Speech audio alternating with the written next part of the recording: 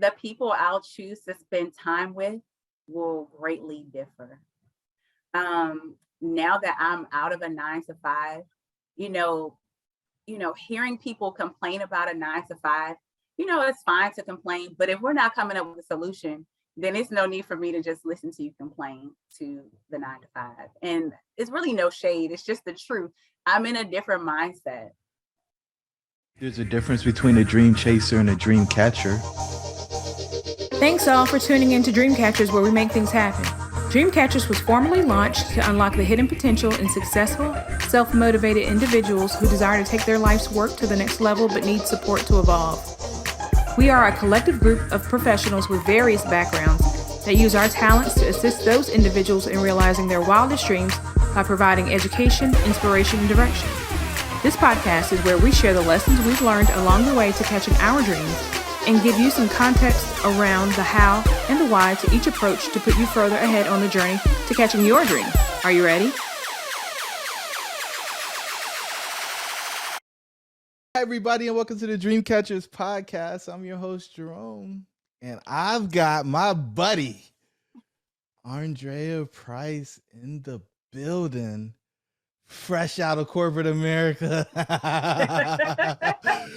Listen, man, how are you? I can't even, let me get together. How are you?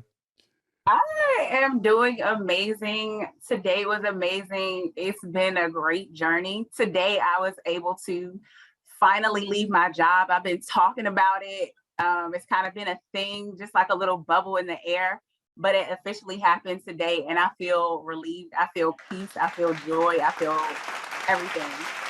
Read the people in here. Give this woman a round of applause, ladies and gentlemen. Listen. She is a corporate America dropout. It is officially out of the matrix. So you said it's been a thing out there. It's been whispering. It's been floating like a little fairy. I mean, why? I mean, you had it made. You had the good government benefits. You had the 6-figure salary. I mean, what are we doing? Why would you do that? Well, I got some coaching from someone. Hint, hint.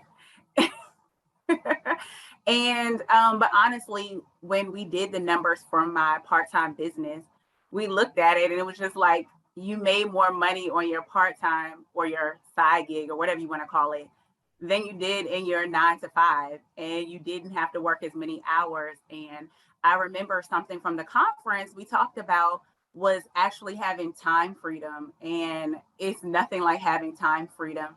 And being able to go where you want to go, when you want to go, because you're not bound to being, somewhere. So, I mean, break this down for me, because somebody's out there. They're like, "What in the world is he talking about? How? What do you mean you left your job? How? What do you mean you made money on the side, more money on the side than you did when you were actually working? Like, what do you do? Like, I mean, do you sell like astronaut clothes? Like, what do you do?" Well, of course. So what I'm wearing right now, I'm in a sorority called Delta Sigma Theta Sorority Incorporated, and I sell clothing to women in that sorority. I will be going out to all the other sororities and fraternities. Right now, it is just Delta, but we will be expanding soon. And now that I have time to do that and time to think about that, so that is what I sell. I'm almost 100% e-commerce. But we will do a few pop-up shops depending on the season. Okay. And I mean, how'd you get into it? Because that's like super niche. That some people may say, I know people who sell Delta paraphernalia or Greek paraphernalia. They don't make any money. What is she talking about? Because you can't make any money doing that. One, I have high quality clothing, and so I attract a high quality customer. So my customer base is a little bit different than the average Greek vendor. So that's one thing. And how I got started, well, I would actually go pull out the t-shirt. I wish I had known you were going to ask me this question. I would have pulled out the t-shirt from when I crossed. The t-shirt from when I crossed, it was probably like a size 3X, and it was huge. It was boxy. It wasn't it. And, in college, when you go to a HBCU, You have to be dressed to the nines. And I love Delta. So I did wear that boxy t-shirt, but I just didn't feel like I could be myself. I didn't feel like I could you know, be so fine how I wanted to be in that shirt. But I did wear my shirt. For me, it was just like I wanted to show my personal style and flair in apparel and Greek apparel. So that's why I started my company, Like No Other Greek. Like no other Greek. Why is it like no other? Break that down. It's like no other because, well, it's like no other because, again, it is truly like no other. I told you that I have high quality apparel. Even for instance, this shirt I'm wearing, it has leather letters instead of like your standard canvas or your standard embroidery. So again, like no other. But everybody who is Greek is like no other. We all got into the organization based on our own, standing rights, what we did in the community, how we serve the community. Nobody's the same. So we're like no other Greek. Okay. All right. So, do you is your product truly the clothing, or are you doing something else to serve your community? So I am doing other things to serve my community. I'm letting women know that they should feel confident and beautiful when they dress up in their, I guess, Greek apparel. They need to always actually be confident and beautiful in whatever they wear, but especially when they wear their Greek apparel. So it's multifaceted. So I'm selling them confidence, beauty, and all of the things, all of the above. Why is that important for you? It's important to me because I've struggled with the way I look based upon my weight from time to time. And no matter what size you are, you ought to feel beautiful. You ought to be beautiful. It doesn't matter how much you weigh, it doesn't matter what the scale says, it doesn't matter. You need to exude confidence. And so that's why it's important to me. Okay. All right. So, it's funny because a lot of folks, they want to serve the neophytes. They want to serve the people who just got into the fraternity or the sorority. And you're saying, I am helping women who are successful in their corporate career, who are still active in the sorority at this point, and they want to show their pride, but don't want to look like my coin term, a ragamuffin.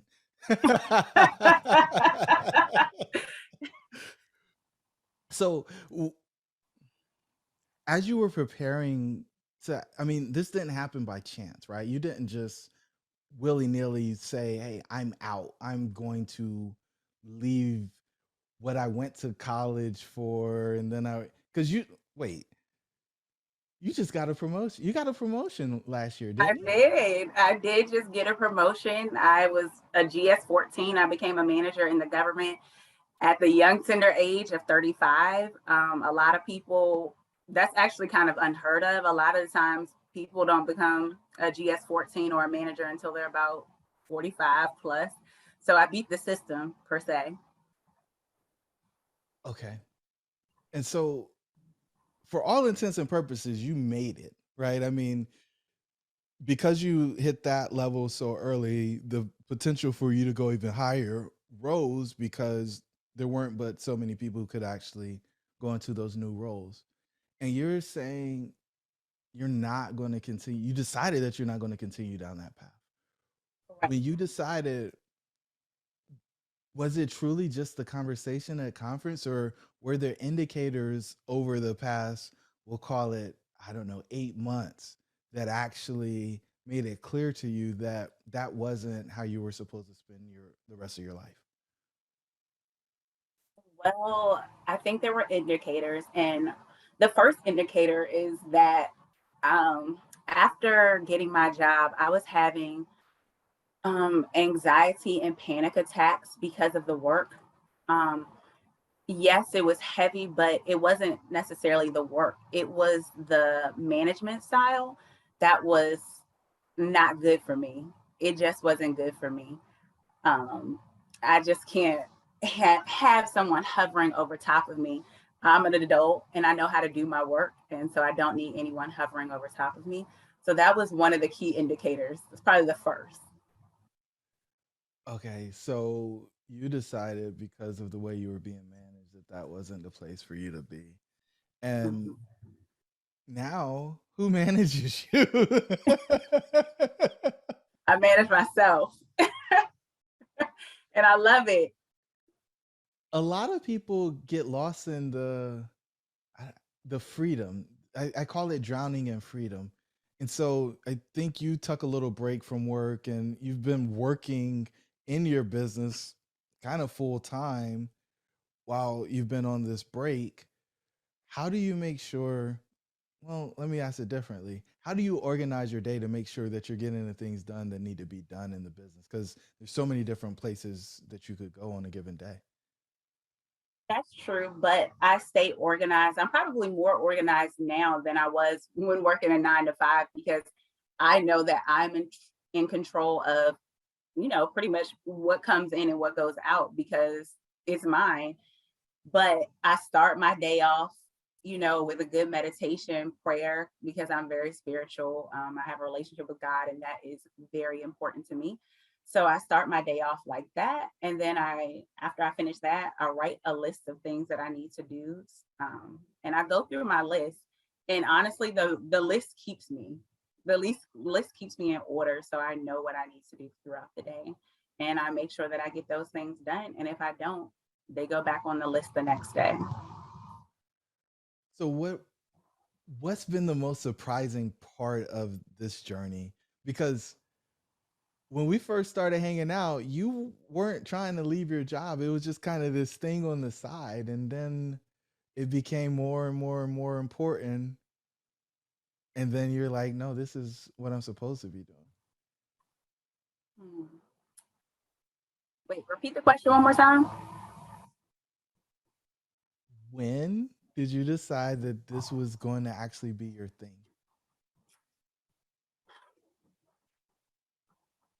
You know, I don't have 100% answer, but the day I knew that I was going to be ready to leave my job was the day I was on leave and my manager called me 4 times. That was probably the day it was like, you have to go. Like, it doesn't even matter. But I don't know. I can't pinpoint it, Jerome. It's just been a category of different things and that have occurred over time. I remember the day after your launch and you actually took the time to reflect on what you made. And then you thought about how much you worked and you said, "Oh." I don't even remember that day like that. I do because you were so engrossed in doing the thing, right? It was getting the orders in, it was the issues with the website, it was getting the packages out, it was making sure that people were satisfied the with the products when they came in. It was making sure that the stuff that you ordered actually met the quality control standards that you have, which is not normal for a business in its infancy. And so when it actually worked and you saw that it was real and there was proof of concept and you ventured out and started doing this stuff on social media and you actually got a response. I was just like, man, this is so amazing to see how this idea and this thought of I'm going to get my license to be a vendor for the sorority grew into this thing that is keeping multiple people busy for a lot of hours a week. It's not just you anymore. It's a number of people helping you execute against this business plan. Well, thank you for the reminder because I definitely forgot. And it's only been a few months. So thank you for that refresher. But that's why I journal though, because you won't remember these things because you get caught up in the day. The day, the week, the month, and the thing that I probably appreciate most about your journey is the passion that you had around it. It wasn't, I'm going to make all this money. It was, people don't have to look like that when they're representing this Greek letter organization that they, if they did it in undergrad, lost sleep and risk getting poor grades and all these other sacrifices that they make when they're trying to cross the burning sands into whatever organization that they're joining.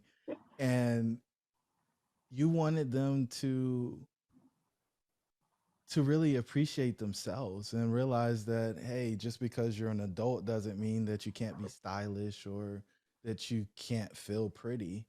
And I think, I've got two little girls, right? You've met Kay and Leah. And, the fact of the matter is, like, so many women have body issues and so many women are worried about being pretty. So many women question whether or not they're attractive, and they can go all the way to the left and do a bunch of things that maybe never allow them to get the respect that they actually deserve because they're trying to get attention for whatever poor reason. And I think you're accentuating that you don't actually have to do crazy things in order to feel pretty and kept. Am I getting that right? That's 100% true. I think every woman goes through a phase of life where they're not feeling so attractive, or they're not feeling how they felt in their 20s. And it's important to know that no matter what age you are, you're still beautiful. So that's exactly right, Jerome. And you need to show that beauty to the world. It's not just like an inner beauty. I feel like it's an outer beauty as well. So, what is it about your experience that allowed you to stay in touch with that? Because it feels like it just gets lost and people kind of lose themselves in relationships or other people or kids or work. And then they look up and they don't recognize the person that they're looking at. What's up, tribe? It's your host, Jerome. I just want to let you know that we put together a free 15-point checklist for exiting the matrix. Jump on over to dreamshouldbereal.com in order to pick your free copy up. Let's get back to the show. I am single, so I may have a different perspective because I'm not speaking from a mother or someone, who has a lot of kids or taking care of someone. But it's still important and to put yourself first.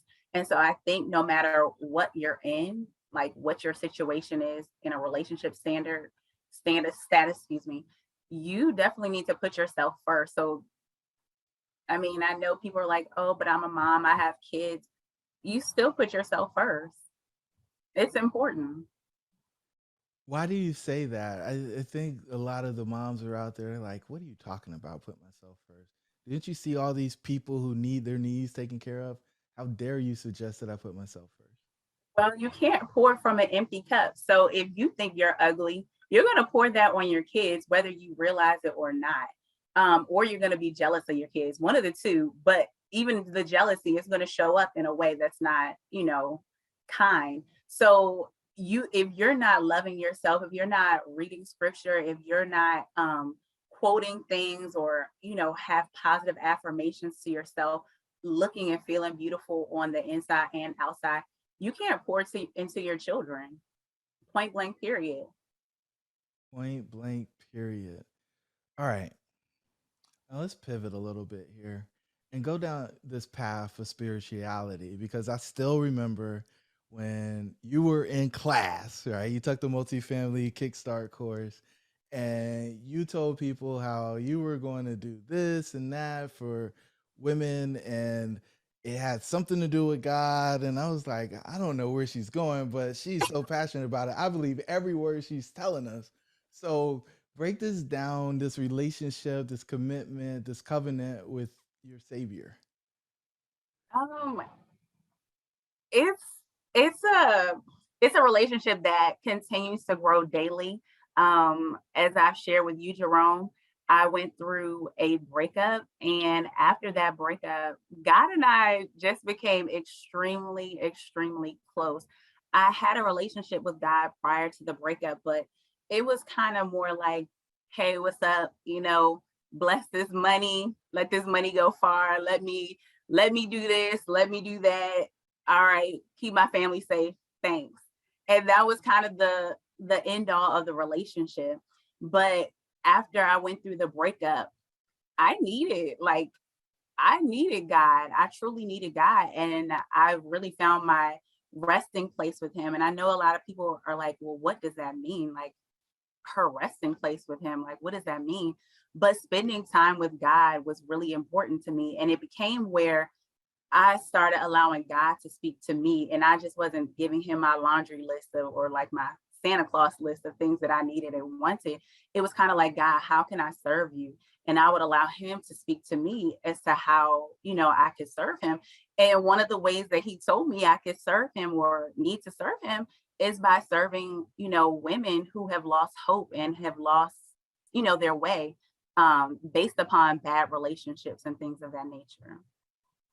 Wow. That's a beautiful thing when you actually submit to the process or submit to the creator. So I'm going to pivot back because now we know where your resting place is. And I'm going to ask you a tough question. Most people are scared to share it. But what's been your worst fear on this journey? Like, what's been the worst fear in the process?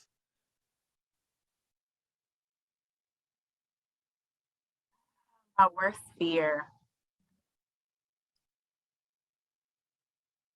that people wouldn't like this stuff and that they would just dog it on the internet. I think that was probably my worst fear, because at that rate, I don't have, the internet, once it's out there, it's no running. It's nothing I could do if, people were like, oh, like no other Greek is not good. And so I think that was probably my worst fear, of it not panning out and it not working out. But clearly that didn't happen. Okay. And then how'd you move through that? Because once you share it with people, once you launch the website, once you send the first piece out, you have no more control over it. So how'd you get through that?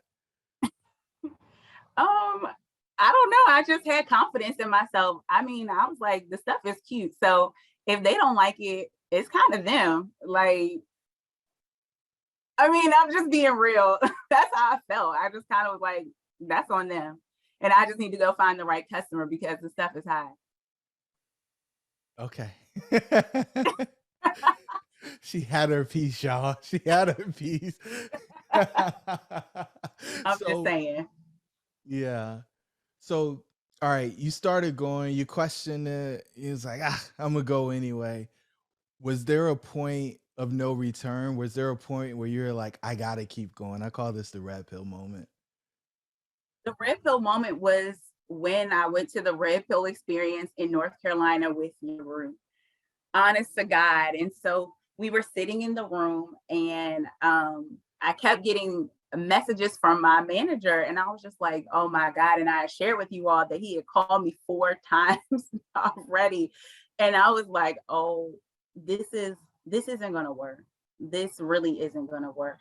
And it was like, of course, who wouldn't want to keep getting GS-14 money and working the part-time business? But in essence, I was like, I physically and mentally cannot do, it's no way possible to do both. So when we watched The Matrix, I think it was 3, I was just like, dang, I gotta leave. I was like, I got to leave. I was like, girl, you have to leave. There's no turning back. And it's like, I spoke my piece while I was there. I said, I'm leaving. And you kind of have to boost yourself up. I feel like you have to talk to yourself. You have to kind of do that Issa Rae talking in the mirror, oh, you all this, you have to hype yourself up a little bit. But once that's done, you just have to do the thing. And so, earlier last week, I felt a little bit nauseous and I felt a little bit sick. And, that's probably TMI, but it's the truth. But after this weekend, I just thought about it. I was like, well, what's the worst that's going to happen? And I was just like, girl, you're fine. And this morning, I didn't shy away. I did my meditation, I worked out, and then I made my call. Like, just did it. And it was nothing to it. I didn't even have to hype myself up. I feel like I'm beyond that phase as of now. It's kind of like Nike, just do it. Just do it. Just do it. And she did all the stuff before she did it, right? She didn't just jump out the plane. She didn't randomly walk in on a Saturday, or I guess it was a Wednesday or maybe a Monday, and say, hey, I'm not going to do this anymore. She put together a plan. She was ready to exit. She has some predictability around her income. She has money in savings. I mean, we can keep going down the list of all the things she did to make sure that she was able to make a great escape from the corporate America. So she doesn't have to go back. She doesn't turn around in what I call the desert and go back into that jungle where she's trapped with the anacondas and all of the other critters that are in the jungle. So, Drea, I'm sorry, I shouldn't call you Arndreya. Sorry, I gotta be more formal on here. What is the biggest difference in your approach to life now that you see the freedom on the outside of being in a 9 to 5 compared to prior to? So this may hurt a lot of people's feelings, but I just have to be truthful and honest. But the people I'll choose to spend time with will greatly differ. Now that I'm out of a 9 to 5, you know, hearing people complain about a 9 to 5, it's fine to complain, but if we're not coming up with a solution, then it's no need for me to just listen to you complain to the 9 to 5. And it's really no shade. It's just the truth. I'm in a different mindset. Different mindset. I know, by the way, those phone calls were happening on a work day when you were at the Red Pill experience for most people. And I mean, your guy was at work. That's why he was calling you. And you were like, I thought it was Saturday. No, it's a random Wednesday in December. So there you have it. So, all right. As we kind of wind this one down, I got to know, what are you most grateful for?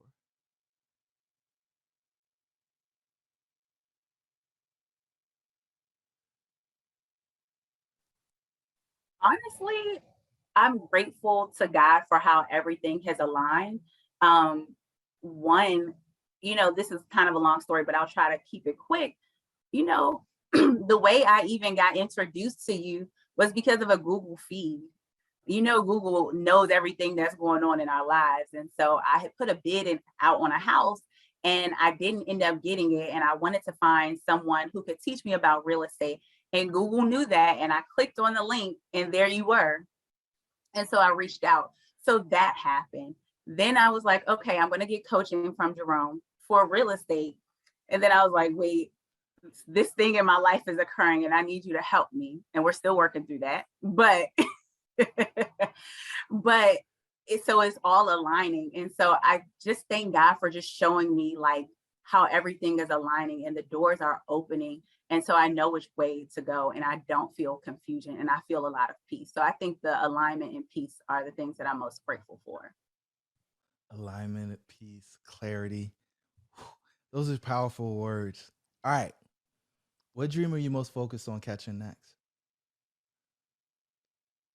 I'm about to become a multimillionaire. That's it. That's it. The clarity in the statement. Yeah.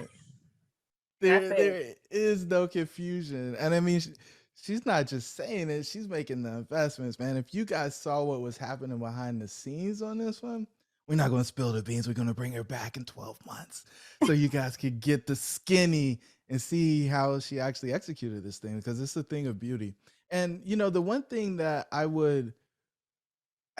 beg you to share with the listeners is just talking about how you launched your line, because I think a lot of people just kind of put it out there. They just kind of toss it out there and see what happens.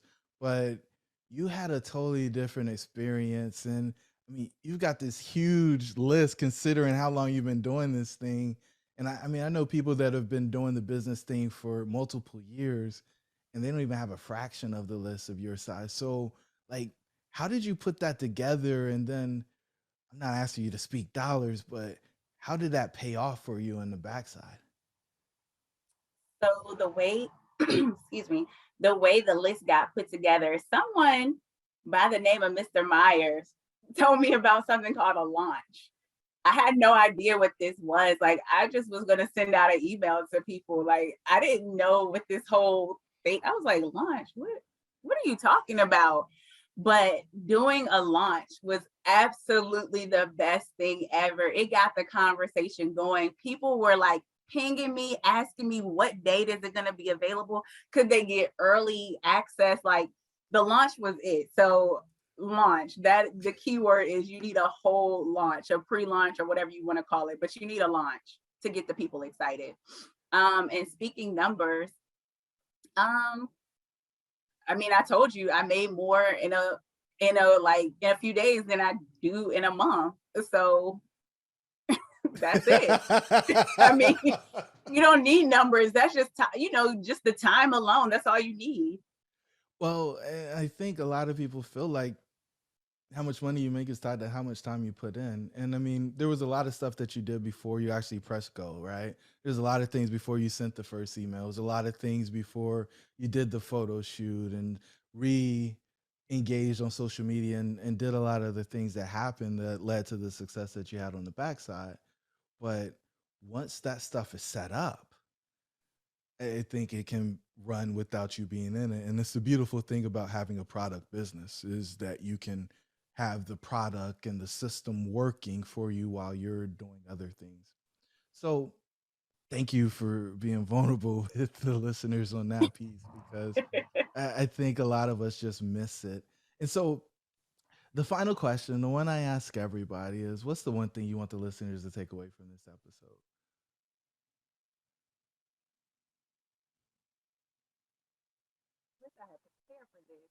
But no, I don't. The one thing I want listeners to take away from this is that just believe in yourself. Like, honest to goodness, believe in yourself. Hype yourself up, because you have to be your biggest cheerleader. You can't have a dream and be timid and scared. You have to embody your dream. So literally give all your energy, all your hope, everything towards your dream and believe in it. So that's my 2 cents. It's more than 2 cents. Okay. It's more than 2 cents. And here's why, man. You have left the matrix. Welcome to the dark side, man. We're just glad to have you. Ladies and gentlemen, welcome her to freaking Babylon. I don't know. We're on the Nebuchadnezzar. I mean, y'all pick the thing that you want. Here's the thing, though. She's got the ability to change the future generations. She's got the opportunity to be the matriarch with this idea that she turned into a business. And you heard it here. She's proclaimed the millionaire status is on the way. And it's not going to take much for her to tweak the business, scale it, drive revenue to get to the place where she's serving people all over the world, because she has a niche business that has very targeted clients that she can find very easily. And as long as her product is presented to them in the right way, it's highly likely that they're going to buy. So Arndreya Price, so grateful that you've come into my world. Thank you so much for being not only a dream chaser, but a dream catcher. Congratulations on your exit from corporate America. I am so proud of you and so grateful to have been on this journey with you so far. And I can't wait to hang out with you at Extraction. Oh, yeah, I'm ready. To the listeners, your dreams should be real. We'll talk soon. Thank you for joining the tribe today. We would love to hear from you. Please don't forget to rate, like, and share. Perhaps someone you know could benefit from what we've discussed. Until the next time, remember that your dreams should be real.